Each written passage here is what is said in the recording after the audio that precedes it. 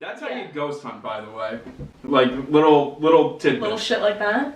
Just because something creepy happens as you're talking about something creepy doesn't make it paranormal. 9 out of 10 times you could debunk it.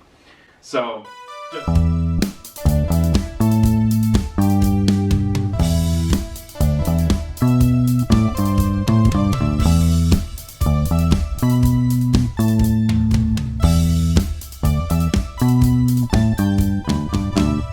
It's simply whatever.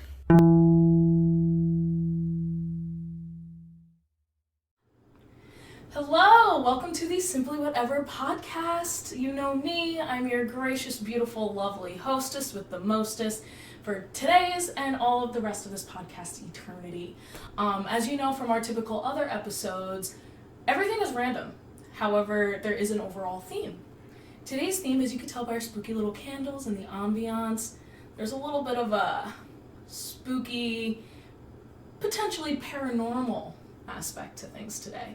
So who else would I ask to be a part of this other than one of my really good friends? His name is Matt. He's hilarious. He has great sense of fashion, and he came all the way up to Jersey today from Florida to hang out with us because Matt is a paranormal expert, an expert on ghosts. So obviously there's no real round of applause that can happen here, but welcome my friend Matt. Hello.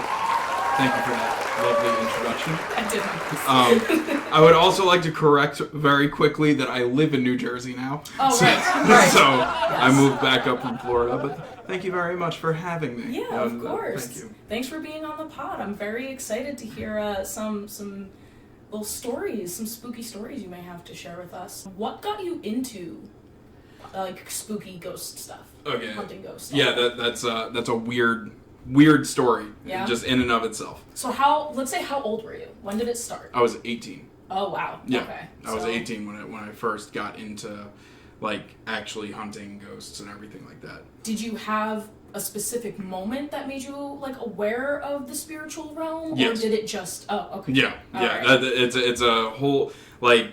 So I didn't believe in ghosts whatsoever. Okay. Like so when I was growing up, I was, very skeptical about everything because I was into, like, every cool kid I was into magic tricks. And naturally. Yeah, I was into all that.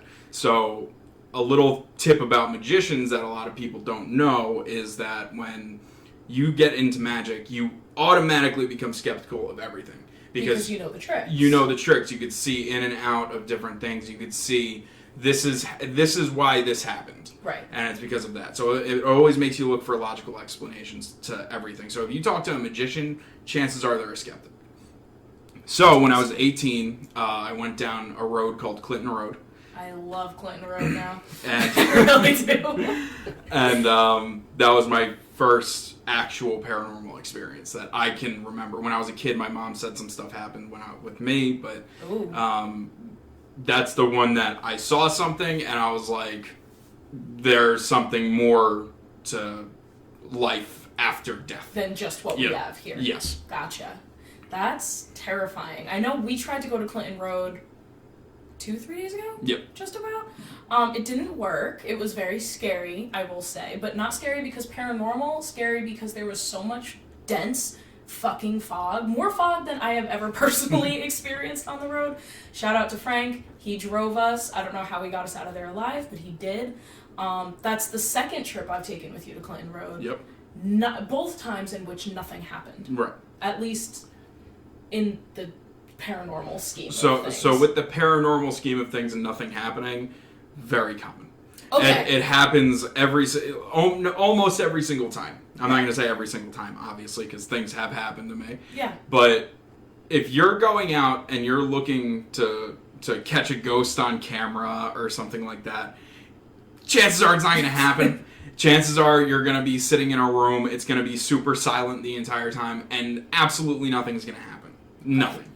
Good. What you're looking for when you're doing it is something that can't be explained. So if you hear a knock, okay, yeah, that might be creepy at the time, but you might be in an old house, it might be settling. You might hear a voice that could have come from outside. What you're looking for is something that you command to happen that happens.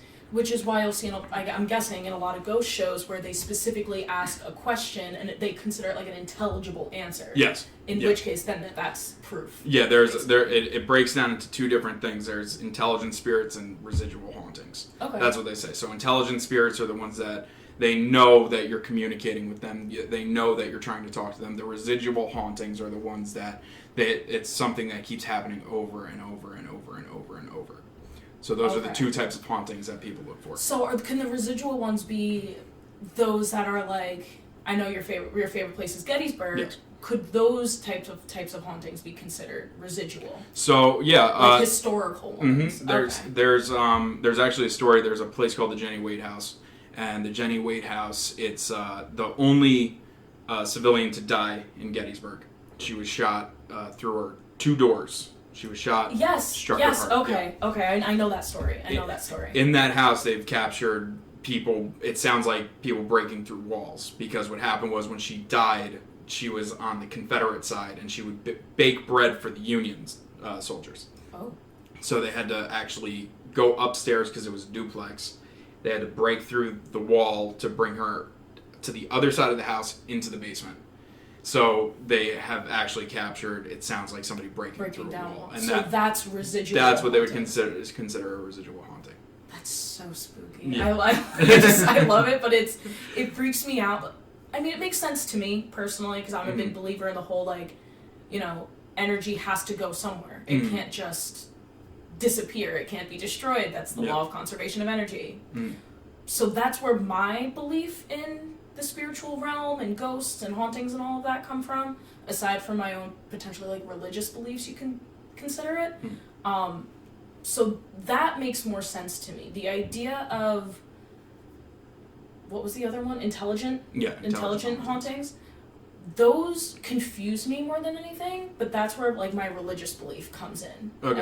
Because I'm that whole like spiritual overall type of thing where there's multiple dimensions in which once our spirit passes on, we can travel in between and all through these different planes. So intelligent hauntings sound more like that type of situation to me than a leftover energy. Well, the fact of the matter is that nobody knows. Right, exactly. So it's always fun to come up with theories. Like I've heard one theory that like in it's an alternate universe coming through to the other side and things like that. But nobody knows. Yeah. So that's the most fun part about it. Right. And then also there's the other fun part about it that I love is that you're just chilling with your friends the whole time. I mean that's mostly what it is. That's true. Is you go to a spooky place, so if you're already into spooky stuff, you just sort of sit there and try and communicate with the dead and things like that, just like good wholesome family fun. Of course. Yeah. Great family fun. Yeah. Except for when shit goes wrong. Yeah. And at this point, we've gathered that you completely believe. You believe ghosts exist. You know ghosts exist. Well, I wouldn't go as far as saying knowing. That's fair. But I definitely believe that there's something more. Yeah.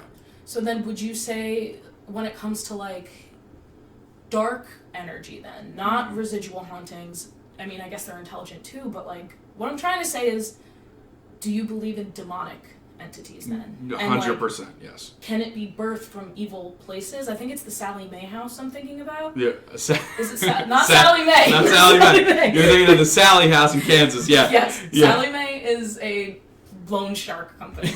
Okay. The Sally house, where there's just been so much dark shit that has happened that evil has been birthed there. Is that something you would co-sign with? I would definitely think that if you're inviting something evil, you're gonna get something evil. That's why I'm very against Ouija boards. I think fuck Ouija boards. Yeah. Fuck Ouija boards. I think that you're inviting something that could have never walked this earth. Right. Like that's the worst thing that you could possibly do, is invite things that you don't know in. But if you're going to a place that or you've heard stories that things have happened there, and you think, this person was alive at one point, I think that's fine. But when you start playing with, like, I'm going to invite this thing to come stay the night, like, when you start playing with entities like that, that's when things could take wrong turns. Real quick. Yeah. It's fucking horrifying. So then I have to ask, since you feel so strongly about it, have you had a demonic? Yes. Oh, okay. Yes. Right. So this happened right around the time that I started. It was 2013 going into 2014. Okay. And my friend, I'm going to change up names.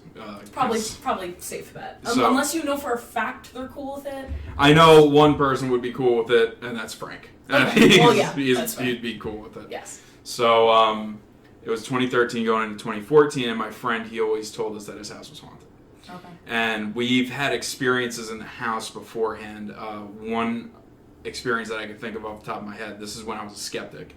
We were sitting there, and what we used to do was play that Nazi Zombies game on Call of Duty. Okay. And yes, we would have the lights off, and we would just sit there and bullshit with each other, and we'd have the sound off on the TV. And now his dad always left to a different state, and so would his brother. So okay. I mean, so you guys were home alone all basically. the time, Gotcha. all the time, and he lived in the middle of the woods. Oh God. So, yeah, in this like that. big Victorian house. I mean, it was the oldest house in the town. Damn. So, which I found through the county clerk after the demonic thing happened, which I'll get to. Oh my God. And we're sitting there, and all of a sudden, there was this blood-curdling scream that I'm literally getting chills thinking about. Jesus. The blood-curdling scream that I heard. Just out of nowhere? Out of nowhere in the house. Fuck that. So we, Fuck that. a bunch of 16-year-olds were terrified. Right. We locked the door and we just sat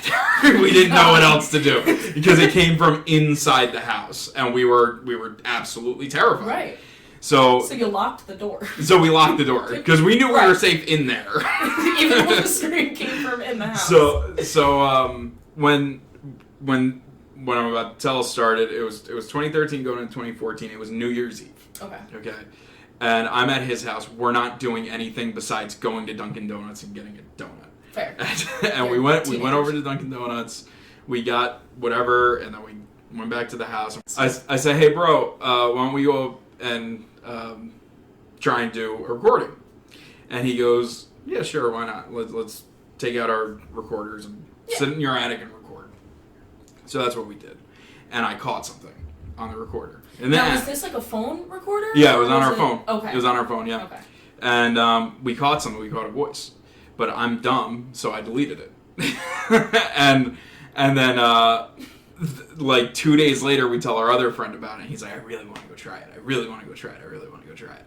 So we go upstairs, and to give you the layout of the attic is you would walk upstairs. There's an alcove on the far side. There's like a main stretch, an alcove, a window back here, and then when you walk up, you could turn around, and then there's the room by itself. Okay. So we go up. I put my recorder in the main room.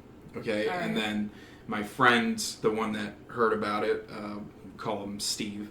Steve took his recorder and he put it in the other room, side room. Okay. So I'm standing up there, and my friend who owns the house, we'll call him Greg. Good name. So I'm standing up there, and we're asking, the regular questions like is there anybody here, and is there this, is there that, do you have a name, and and we're catching nothing. Right. And I say to Steve, I'm like, okay, go end your recorder, and he's not taking it seriously because nothing's happening. Right. So as he's going to end his recorder, I turn to my friend Craig, and I say, you got a clock up here? And he says, no, because I heard chimes. And he was like, no, I don't have a clock. And I'm like, okay, whatever. And another good thing to mention is everything was scattered. It was a regular attic. Right. Things were just There's thrown just around. Storage, basically. So Steve walks into the maid's room, and you hear him... Maid's room. I just ruined a part of the story. Not a big deal. Okay. So he walks into the maid's room, and he says, hello, very clearly on his recorder. Like, very clearly. You hear, shh. And then he says, is there anybody up here? Very clearly again. We hear, yes. And we're like, we heard that after we listened to it back, we were like, we got to go back up and do this Yeah. again. So Naturally, that's your first thought. there was this girl that I was friends with, and she didn't believe a word of it. Okay. And then she was like, well, I want to go up there. I want to go see. So we're like, okay. So about a week later, we go back upstairs. And Craig says, I don't want to be up here. I feel too weird being up here. Well, yeah, he's the one that had the original experience. Right? Yeah, he was the one who... He tells us, like, he was pushed down the stairs up in the attic. Like, he refused to go into the attic by himself. Refused. And so we're up there. He's like, you guys can do whatever you want. I'm going in my room. I'm done. And we're like, okay. So I'm standing with her on the far end of the attic, and then Steve is on the opposite end in the maid's room. Gotcha. And we're standing there, and it's really, really cold. Like, super, super cold. And that could be explained away because it was winter. That was gonna be my next question. It was winter, so it could be explained away, but it makes it creepy. Right. It definitely was making it creepy. And I hear Steve say, "Did you guys hear that?" And me and her were like, "What are you talking about?" And we hear a little girl's voice. Not on the recorder. Audible. Like, just in real time. In real time. Say something or other. And we were like, we gotta get out of here. Well, yeah, absolutely. So one of the rules, though, when you do that, is always say goodbye. Oh, no. Always say goodbye. Did you not say goodbye? We ran out of the attic. What the fuck was that? I think the glass just cracked. Well, it knows that we're talking about it. So, No. So, No, seriously, did the glass just crack? I have no idea. Was it even that one? I don't know. Was it this one?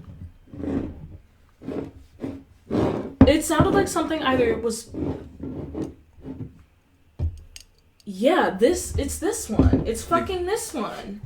Maybe it's because the heat. Flame is against it. it. The flame was against it.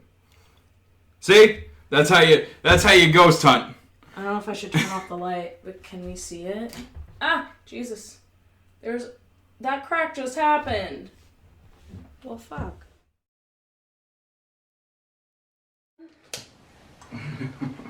That's how you ghost hunt, by the way. Like, little tidbits. Little shit like that? Just because something creepy happens as you're talking about something creepy doesn't make it paranormal. 9 out of 10 times you could debunk it. So, just throw that out there. Okay, so we lit a new candle. Everything's fine now. Mm-hmm. Sorry for that rude interruption. No, that's fine. But what I wanted to ask, now you said you heard... A little girl's voice. Yeah. Now, from my knowledge, and probably most people who are watching who know about ghosts and know this shit, typically a little girl's not a little girl. Yeah. Typically a little girl is a demonic entity feigning that innocence to make it seem more welcoming. Yeah. Right? Okay. Okay. So, with that, though, we do believe the house was haunted by 2 little girls. Okay. At this time, or like that is the official... That's what we think. Okay. Because there was a little side story for it. There was one time his dad used to hold these games with all of his friends. And we were playing... Well, actually, we were 16-year-olds. We were sitting there hawking the beer. We were waiting like vultures on the side. They had a whole cooler full of it. And we're just like, waiting for the lines to go away. And one of his dad's friends said, I need to go to the bathroom. And the bathroom downstairs was taken, so he decided to go upstairs. Okay. And he walks upstairs. This man, I have never seen a grown man so scared in his life. He ran out and, like, not even being facetious. And at the time, I was still a skeptic. And it didn't change my perception at all because I didn't see it. But he was like, there's a man walking downstairs holding a shotgun. What? Yeah. He was like, there's a man holding a shotgun walking downstairs. So his dad starts freaking out. Everybody starts freaking out. Like, who's in the house? Yeah, nobody. Nobody was there. So we think that was one of them, and then somebody else saw two little girls. So we always thought that the house was haunted by 2 little girls and an old man.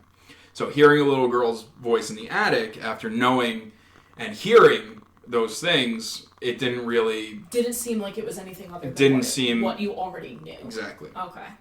So we freak out and we didn't say goodbye. So we decided to go back upstairs. Now at the time, we didn't know that saying goodbye was such an essential part of everything, thanking them and everything like that. So we go back upstairs, nothing happens. Okay, like I said, normal, even though, we had that experience before. Now, it wasn't until I moved to Florida, though, that I thought I never caught that voice on my recorder. The little girl's voice. Right. Oh. I 100% caught that little girl's voice on my recorder. So you went back and reviewed everything? I met somebody who was an audio engineer. Okay. And then he amplified the sound. And you hear very clearly a little girl scream, "Dad." Fuck that. So. Oh, God. Yeah. Very clearly. So, a few days later, I get a call. It's 8 o'clock in the morning, and I have 7 missed calls from Craig. Okay. And not normal for him to be waking up past or before 10. Yeah, no. And I'm freaking out. I'm like, what's this all about? And I call him back, and he said, "You have to come here." And, obviously, why? Are you okay? Everything like that. He said, "Dude, just come here. Some freaky stuff was happening." I said, "Okay, what was happening?" And he was like, "Well, last night I heard a lot of things moving in the attic." I said, "Okay." And then he said, "Around 3 a.m. Now, if you don't know, 3 a.m. is the devil's hour.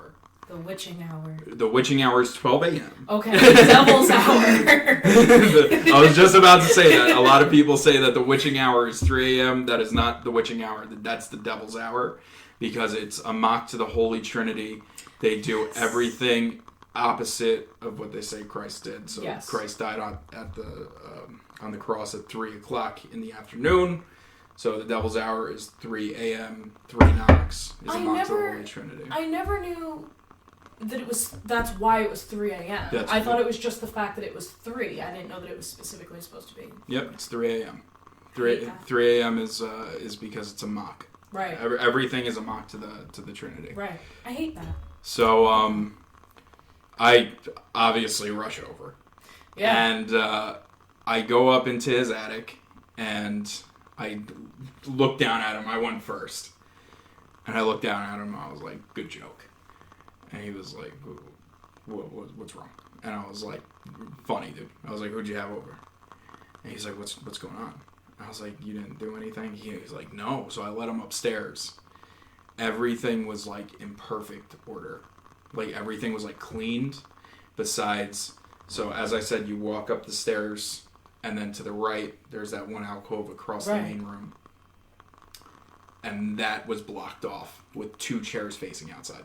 Ew. One, to be cliche, Ew. of course. One being a rocking chair, and the other one just a regular stool. Yep. And on the other side, at the main window on the other side, it was just a regular wooden chair. So I could tell because he was not a good liar at all. Okay. He was the worst at lying. So I say to him, "We got to do a recording," and he agreed to it. So we start doing a recording, and I'm not catching anything. I don't feel. I mean, you don't know until you listen back. And I was like, "I'm gonna go sit in that chair over there." So I start ripping apart everything, and I sit in the rocking chair.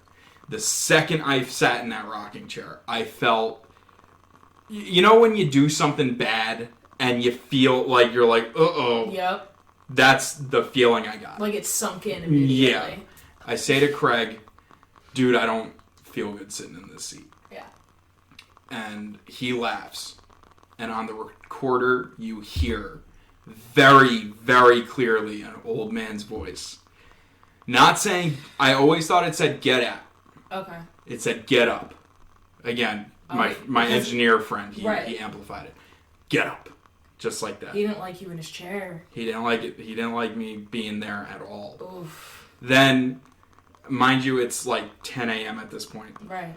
We start ripping things apart, like everything that was there, we start like taking it apart so that way we could get to it easier. And I'm just trying to provoke at this point. And again, very clearly on the recorder, you hear a little girl say, "Why are they doing that?" Very clearly. Oh my god. So I think, this is hotter than anything ever. You gotta go. You're already in. You have to go deeper. Now. Yeah, I'm like, this gotta is. Keep going. I'm like, this is amazing that I'm catching all this. So later on that night, I show my friend Steve, and he's like, "We gotta go back tonight," because I had school. I was in barber college at the time, and I was like, we gotta go back. Right. And we go back, and it was just me and him up there. Craig didn't want to come up. Craig stayed in his room, and I'm standing in the middle of the room, and the recorder is right next to me, and I hear a dog barking outside. Okay. So I say on the recorder, "That's a dog barking," just in case the recorder picked it up. Then you go on again, "Is there anybody up here?" Record, dog barking again. I said dog barking again. So we listened to it back on the recorder. Or on the speakers. Very clearly, after the second dog barked, those chimes that I heard at the beginning, I hear them again. And I'm like, those were the chimes that I heard the first time I was up there. That's the clock that you heard. So I send it to Frank. Yeah. Okay. After I sent it to Frank, he showed our friend, let's call him Rob. Okay. And Rob did not like what he heard. Oof. Because Rob's really into music. Mm-hmm. And he said that those are what's called the Devil's Triad. Oh, fuck. Now, the Devil's Triad, just to give you an idea of the chimes that I heard, if you listen to Black Sabbath by Black Sabbath, that's the opening notes of Black Sabbath by Black Sabbath.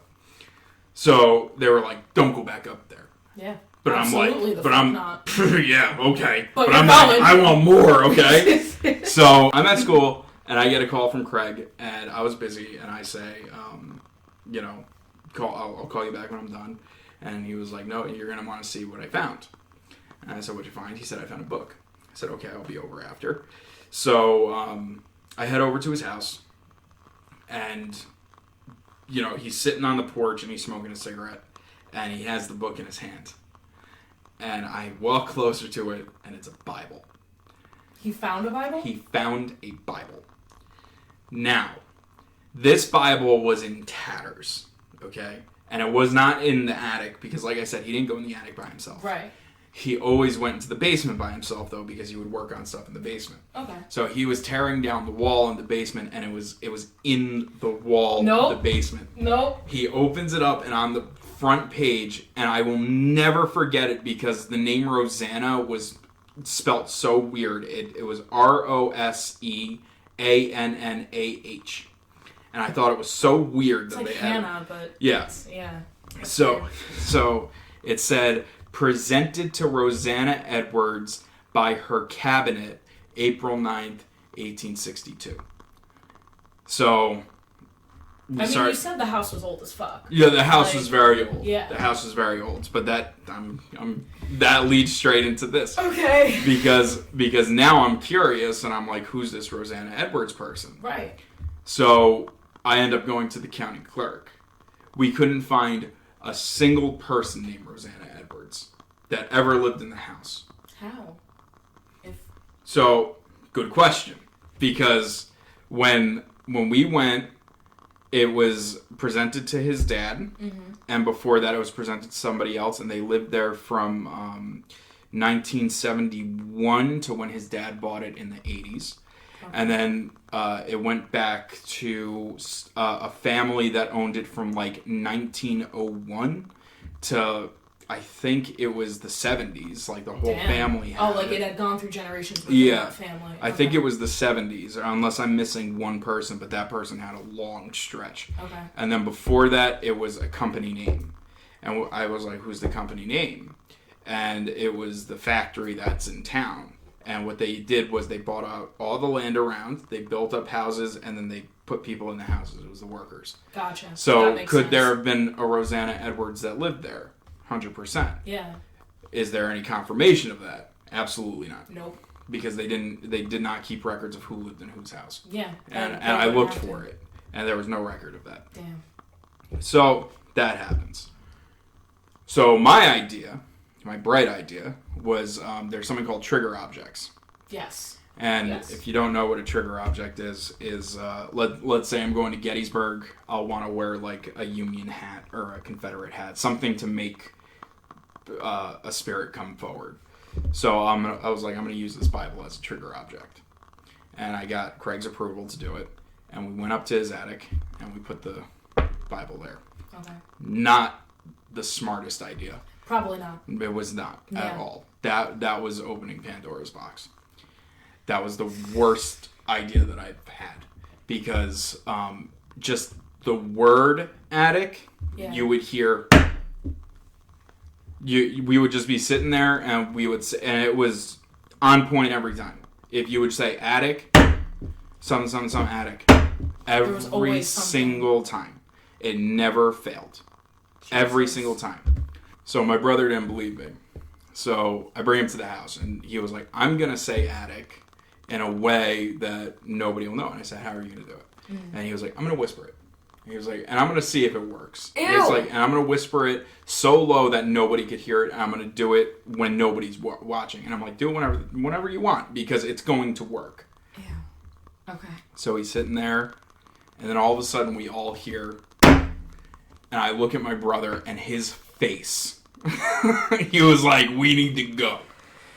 So we leave. Okay. A few days later, I'm at his house again. I'm at Craig's house. And, it was getting pretty late. I had class again the next day, and I was like, I'm going to go home. I had work, class. So I'm walking out, and all of a sudden I hear a baby crying. And it was late, in the middle of winter. So I'm like, why is there a baby crying? And it's getting louder and louder and louder and louder. And the way Craig's house was, you could see the porch from the kitchen, and he was in the kitchen. Mm-hmm. And he's looking at me on the porch, just staring and, like, looking around. Okay. And he walks outside. He was like, what are you doing? And it's getting so loud to the point that I'm trying to cover my ears. And I'm like, what are you talking about? What am I doing? Do you not hear that? And then he's like, hear what? And I was like, that baby. You don't just hear... That's not like a ringing in your ears. No, it's very distinct. It was probably... the scariest experience that I had. And I'm like, you don't hear the baby? And he's like, what are you talking about? What baby? I'm like, dude, it's so loud. All of a sudden it stops. And I'm about to walk away. I'm like, I don't understand what's going on. I'm leaving. Yeah. So I'm walking off the porch, and we both notice it at the same time because it snowed earlier. And there was salt all over my car. There were baby handprints all over my car. Ew! No! Now, I hate telling this story for one reason, is that I sound insane, but I have people to corroborate what I said. Like, this is a true story. This actually happened to me. Baby hands? Baby handprints all over, everywhere on my car. I hop in my car, and I've never been so scared driving home. I was going to say, I would not want to drive that fucking car. I kept looking in my rearview mirror the entire time. Because on top of that, his driveway alone is the size of a football field. Oh, it's one of those. Yeah, and it's in the middle of the woods. No! So my heart is, like, I've never felt my heart beat so fast. I was so scared. And, to kind of wrap things up a little bit more, we went up, did a few more recordings. Mm-hmm. We caught chanting up there. We caught things like that. Then we took the Bible out of the attic. Yeah, and we're like, we're done. Yeah. But the thing that sealed the deal that I'm like, I'm done completely, I'm getting things blessed, I'm doing that, was we stopped doing everything at Craig's house. And I'm home, and the girl from earlier, she texted me. And she said, I just got home and my cat hissed at me. And I'm like, cats hiss. Yeah, like, they do that. And she said, no, you don't understand. I walked into the house, and we just left Craig's house. Right. She said, I walked into the house. Oh, she went directly from Craig's to her house. Yeah. Okay. And she said, I just walked into the house. She looked at me. She hissed. Her fur got big, and she ran away. Oh no! And that's not normal. And I'm thinking to myself, like, I don't own a cat. Yeah. I never have owned a cat. I'm very allergic to cats. Quite frankly, I don't even like cats. But To each their own. But I'm like, that seems like normal cat behavior. I don't know. Right. It's not. Apparently not. And I had this this little bookshelf in my room, and I'm standing next to it, and I had a jewelry box because I'm bougie next to it. Fair. And it's a metal jewelry box. And I'm texting her like, oh, don't worry about it, something. This bookshelf has never fell. Everything came tumbling down, and that jewelry box went flying across me, hit the wall, and broke in half. It's metal, and it broke in half. And that sealed the deal. I was like, we're not doing this anymore. Now, I begged Craig to get his house blessed. He said no. Oh, no. Why wouldn't he? I don't know. That's I just have no foolish idea. at that He point. refused to have a priest come in and bless the house. Oh, my God. However, considering that the Bible spiked activity, considering things happen at 3 a.m., considering things that we can't explain happen, he was telling me he felt an earthquake at one point in his house when nobody was there. He felt like the whole house was shaking. Things like that, for me, would point to demonic activity. Right. And that's what I think in Craig's house it was. I think it was demonic activity. Jesus fucking Christ. Yeah, well, don't say that. Don't say that when we're talking about demonic activity. So, Lord bless us, please. So, oh my God. Like that's not the first time, or actually that was the first time something followed me home. Since that, then I have had experiences that things have followed me home after doing certain investigations. Is this when you did say goodbye that they still follow you, or like you knew to? Is this before you knew that you had to do that? So saying goodbye is more of a safety net than anything else. Okay. It doesn't necessarily work. Great. So because if something's powerful or something of the sort, yeah. I don't exactly know how that works, and again, maybe nobody will, maybe they'll find it. Yeah. There's some rules of thumb, but they're not like set in stone guidelines of it. So the most recent one that happened to me was I was in my favorite place, Gettysburg, and we were in a haunted objects museum there. Okay. And I get home to New Jersey. Was this the one that you just went on? Yes. Like this winter? Mm-hmm. Oh, okay.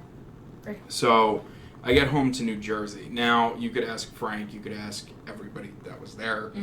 I was the most aggressive asking questions because I wanted to get some sort of answer, which is not always your best bet. Your best bet is being respectful. I was respectful. I was just very pushy.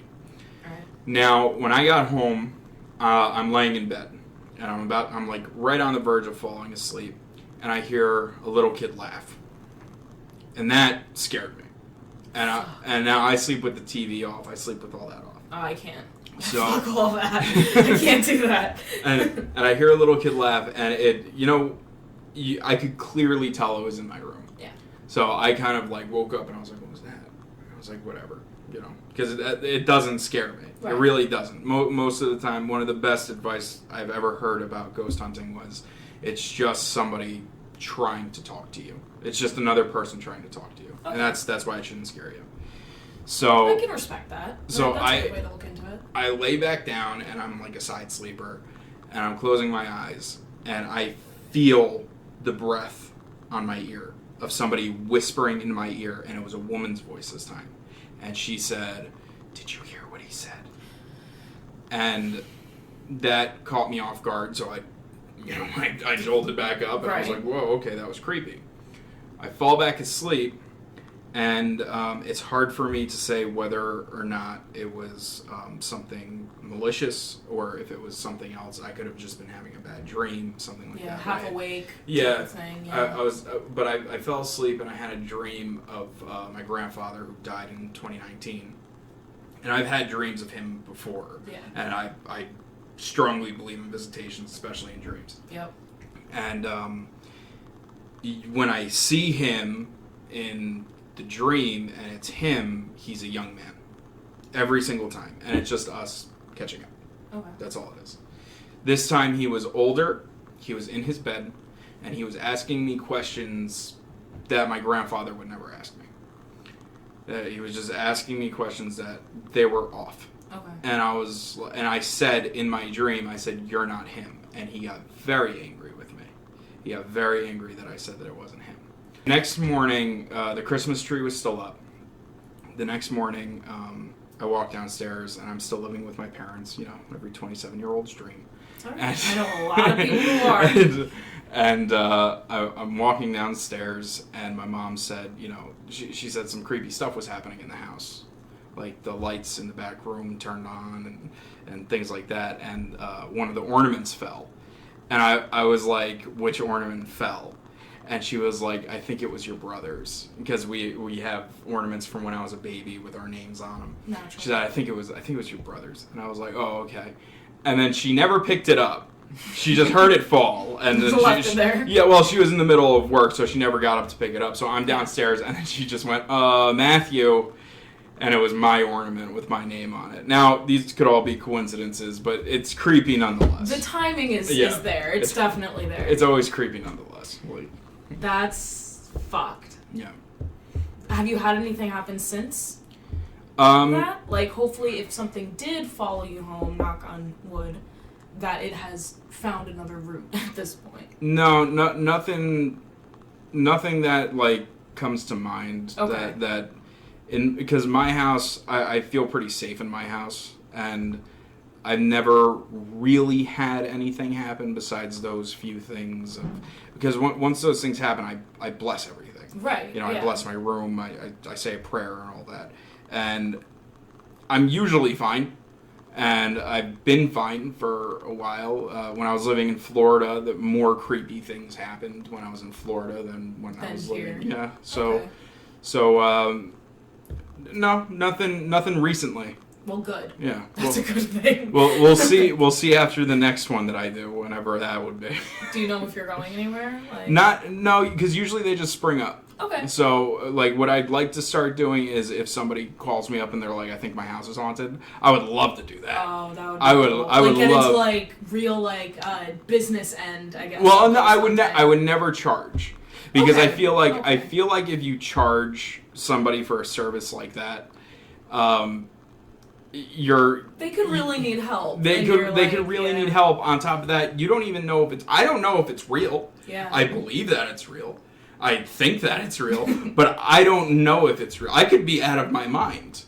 And listening to, I'm going to listen to this story back, and every time I hear myself tell the story of Craig's house, mm-hmm. I'm like, you're crazy. You're out of your mind. There's no way that happened. It's the baby hands for me. I think that fucked me up a little. That was terrifying. Yeah. But I know I saw it. I know I heard it. I know all those things, and I'm not crazy. I'm not crazy. I don't think you're crazy. I mean, some people may beg to differ after listening to this, but you could ask her, you could ask anybody I know. I'm a little weird, but I'm not out of my mind. I'm not going to sit here and make up a story. I hate that is the I don't even know what to call it, the stereotype of mm-hmm. people who believe in the supernatural and paranormal, that we're just fucking crazy. Yeah. But can it really be crazy when there's so many people who believe? Well, yeah, that's kind of why we believe in it. Yeah. That's kind of And so many people have had experiences too that other people, especially in the story mm-hmm. you just told, who can corroborate the story. It's hard not to believe. They try.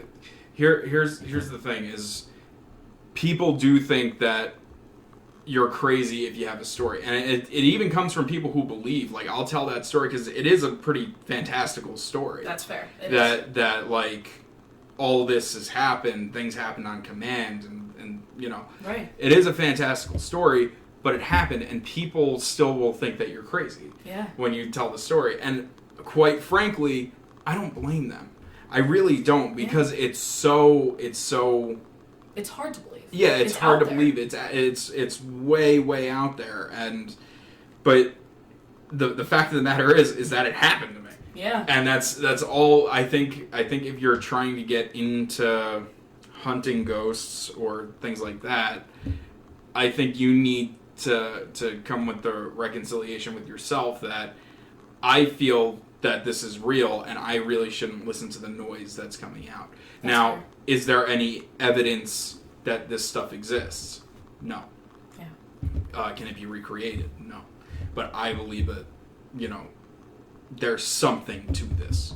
So in the scope of people thinking you're crazy for ghost experiences, I didn't want to believe myself when a lot of this stuff was happening to me and in my own experience with ghost stuff. And I think in large part, I have to be candid with the situation, and obviously people who are watching already know, and I'm sure you know, and everybody knows, I'm relatively mentally ill, but that does not invalidate my experiences that I had. I wasn't having like psychosis, like nothing that could attribute to these things. I was a depressed and anxious teenager. Right. That's all it was.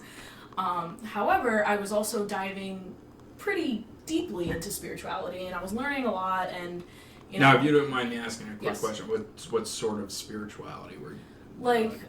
I guess Wicca is the good Mm-hmm. overview of it, like Wicca and paganism and Okay. stuff like that, and understanding like what light magic is and dark magic, and Okay. can you practice these things. And like I had tried, but I was broke, and like I was a teenager, I couldn't afford fancy things, but like I dabbled here and there, so I had like a nice understanding. But what really got me into that is so initially my grandfather had passed away when I was 7. He was like my father. He was my father figure. And my cousin, I'm just gonna say her name, Jacqueline, because she's been on this. She was on the last episode, the Astroworld one. She's pretty much like my sister. Her and I were so close with my grandfather. Like he was he was the patriarch of the family, 100%. We were very close with him. Either way. About 2 or 3 years later, I was around 10 years old. And we were having a sleepover. She was at my house, and we were like, ghost hunters exist, right? Like, people do this. We should try to contact him. Not thinking twice of it. So we Googled it. We learned how to hold a seance. Oh, no. That is the exact response I get every time I tell the stories. No. Yeah. Again, I'm 10. She might be 12, maybe? Like, we are children, fucking with shit that we know absolutely nothing about. But we did it anyway. So we went downstairs, we got a bunch of candles, we set it up on my floor, we lit them, we turned the lights off, we held hands, we said whatever it was that we said, that the internet told us to do. Yeah. So nothing happened, long story short. Nothing came out of that. So we knew. We didn't have any recorders, we probably had cell phones, So we were like, alright, guess Pop-Pop's not here, whatever, moving on. Went through the next night, whatever, she goes home, everything's fine. I then start getting really weird dreams, which is why when you mentioned the visitation and dreams thing, I was like, oh, perfect, you're gonna love this. So it started happening very frequently.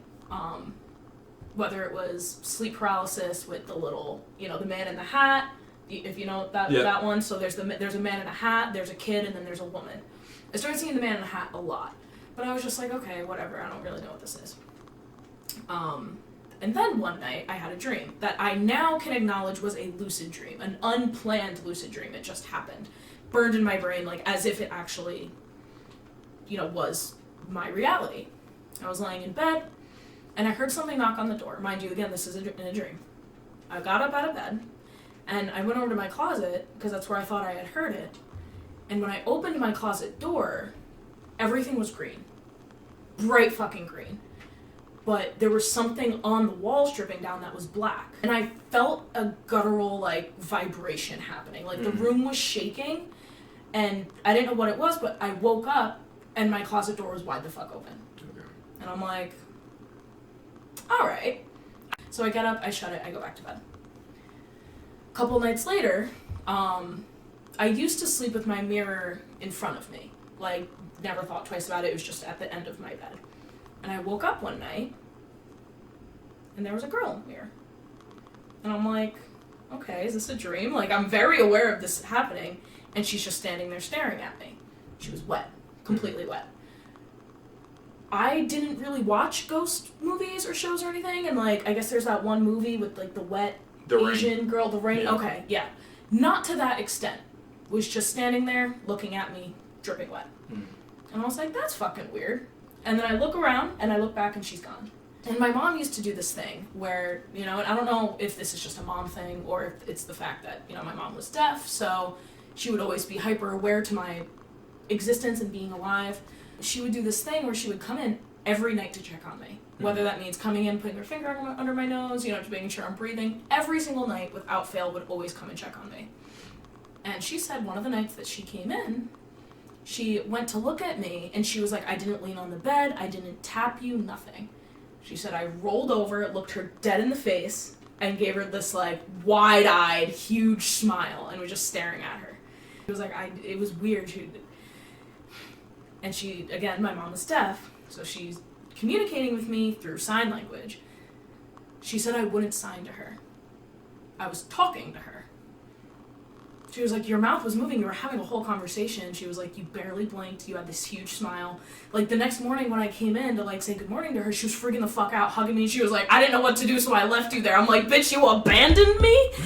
Like, potentially possessed? Like, you know, so I'm thinking I'm possessed while she's telling me all this, because why the fuck would I do that? I have no recollection of that. So these are all little things that are happening over the course of, you know, a handful of weeks here.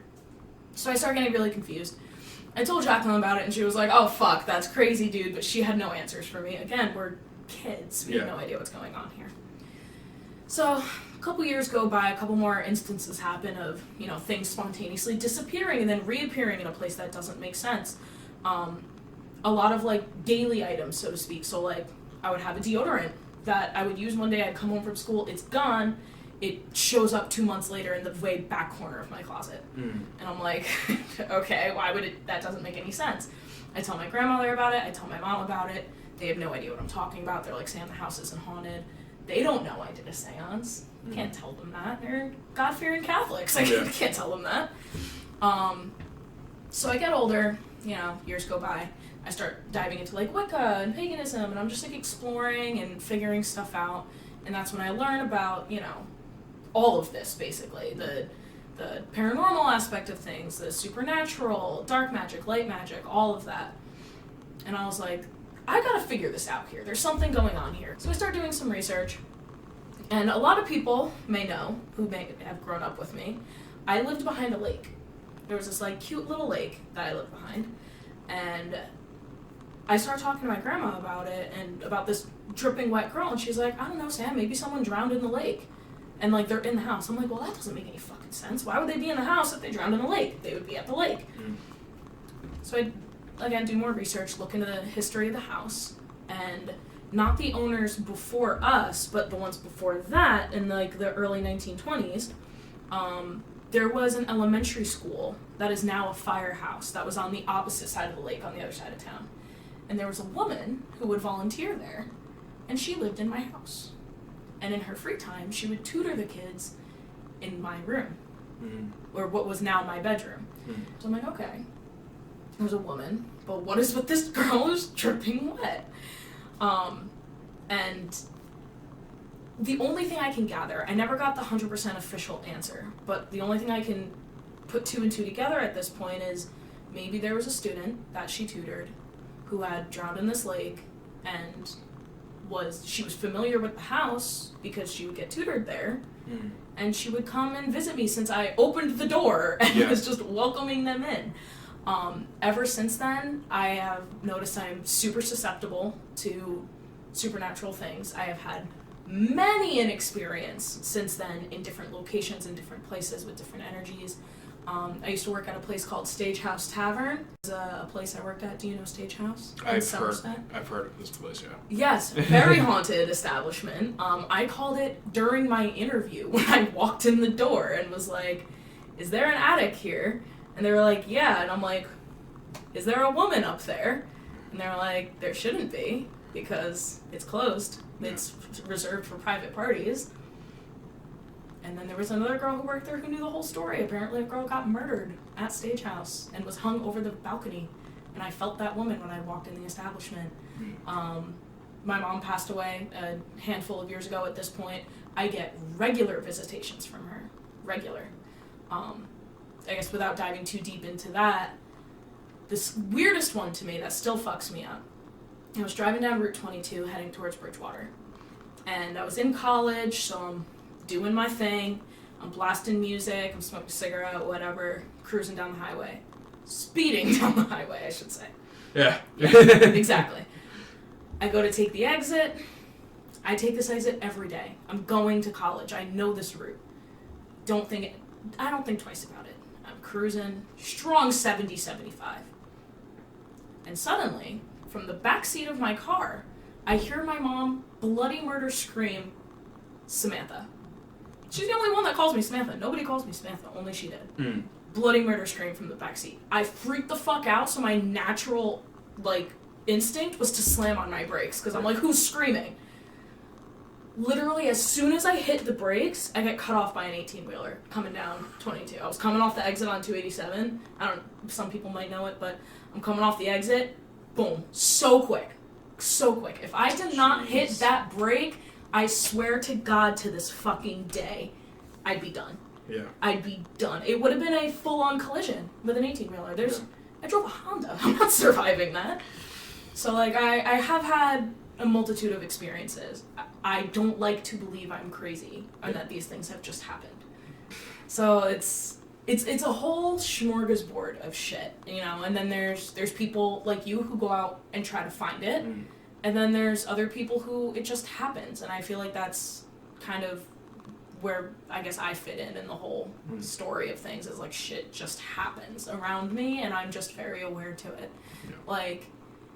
The last 2 times we went to Clinton Road, the first time, and this isn't from any place of disrespect or anything like that. I have friends with epilepsy. I don't know if this was the situation or not, but we get to what is it? Dead Man's Curve. Yeah. And there's a man in the middle of the road, full-on seizing. Where was the car? That was the big thing with me. I was like, where was this car? Do you remember? Remember we counted the people and we were like, that doesn't make sense. Because there were 2 cars there. One of them was stopped, and that was already a fully loaded car. Yeah. The other one that was stopped, that was also a fully loaded car. And then there was one left. And there was one person left, unless they packed into the car or something. Maybe But this kid was full on seizing in the middle of the road, and there was no car whatsoever around him. There was a cop next to him, and that was it. And that cop had just gotten there before us. So I don't know, and it's a 12. So Clinton Road is a 12-mile long road with no lights or anything. This was the middle of the night. I forget what time it was. It was probably... Well, we went to dinner, so it had to be, it was 10, 11 o'clock had to or be, something. because we went late. Yeah, and I don't... If he walked down that road, there's something wrong with him. Yeah. If you walk down that road in the middle of the night, there's something wrong, because you cannot see. You need a light. The last time that we went, when I say the densest fog I've ever seen, we couldn't see a foot in front of us. It was bad. And the entire time, I'm white knuckling everything around me, because I am fully believing at this point we are hitting a deer. Mm-hmm. At the very least, we're hitting something, whether it's the road ending, a deer, another car, a fucking person. Mm-hmm. I don't know. Somehow we made it out alive. Bless Frank. Bless your heart wherever you are right now. In the bedroom. But even then, there was that one point where it was thick as fuck. Yeah. It was milk outside. It was bad. Milk. It was bad. And then it wasn't. Mm-hmm. It stopped. We went across that one thing, and it was perfectly clear, and then all of a sudden... It came right back. Back to it. And, I've been thinking about that a lot the last couple days. Mm-hmm. Why there? It's not like we went up and went out of the cloud. Elevation. We didn't go down. It just stopped. Yeah. It was just clear as day. Mm-hmm. And then it came right back. That is the weird thing to me. I ain't no meteorologist, but that's weird. I don't know the planet. I don't know climates, but that shit's fucked. Yeah, it was that was I lived in Florida Okay? And we get some dense fog down there. That was the densest I've ever seen fog. The densest. I remember at a point I just started looking down at the ground because I was like, I don't want to know my death is coming. Yeah, we're dying. We're dying tonight. Like, and the one thing that Frank kept saying and has been saying since we got back is, I will not stop on Clinton Road. Yes. I will not stop. Right. Because from what I've gathered at least, and I think you were the one that told me, is like, even the police don't like stopping on that road. When I had my first experience, we got to the end of the road, and I'm not going to get into that. It's a long story, but I was freaking out so much that I literally had to get out of the car and get some air, and I was like, I could barely stand. I was free. It was my first full panic attack that I've ever had, and a cop pulled up, and he was. So I'll just tell you the end of the story. So a cop pulled up, and he was like, "Are you okay?" And I'm like, "No, I'm not. No." And then he was like, Clinton Road, and I'm like, "Yeah, Clinton Road." And he was like, "Okay." And then he starts trying to calm me down. He was like, "Do you need an ambulance?" And I'm like, "No, I don't want an ambulance. I just want my life to go back to before I saw what I saw." Yeah. And then he was like, "Well, you know what day it is?" I said, "No." And he said, "It's Good Friday. So your best bet is to go to church this Sunday." And I was like, "Okay." And I'm just kind of like blocking that part out. Yeah. And then he actually had me like sit with him in the cop car, and I'm talking to him, and he was like, I want to let you know. He was like, "I've been doing this for 20-something years. I've lived in this town my entire life. I will not pull somebody over on Clinton Road. I will not do it. I will not sit there." He said, "I've seen stuff on that road, so I sympathize with you." He was like, "But I will not do it." And now I can get there with my eyes closed. I've been there so many times. I still want to go back. I have yet to have a true paranormal experience there, but I can say the energy is there. I feel that. The moment we hit the road, and me only having ever been there twice, both with you and Frank, like, there's something there. I don't know what. Maybe a multitude of things. It could be some of that, like, residual energy, like a residual haunting situation.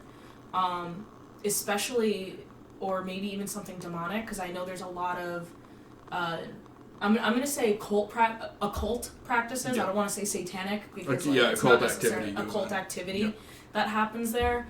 Sacrificial things, not necessarily human, but sacrifices as a whole happen there, and that alone can invite unwelcoming things. I've been on that road, I don't know how many times. I have no idea how many times, and it's a wooded area in North Jersey. Thick woods, and you would think that animals would be all over it. Yeah. I'm yet to see an animal on that road. I've never once seen an animal. I've been up and down. I've spent like hours there. Never seen an animal on that road, ever. I mean, not for nothing. They know. That's what Animals I hear. Know. They could also be getting sacrificed.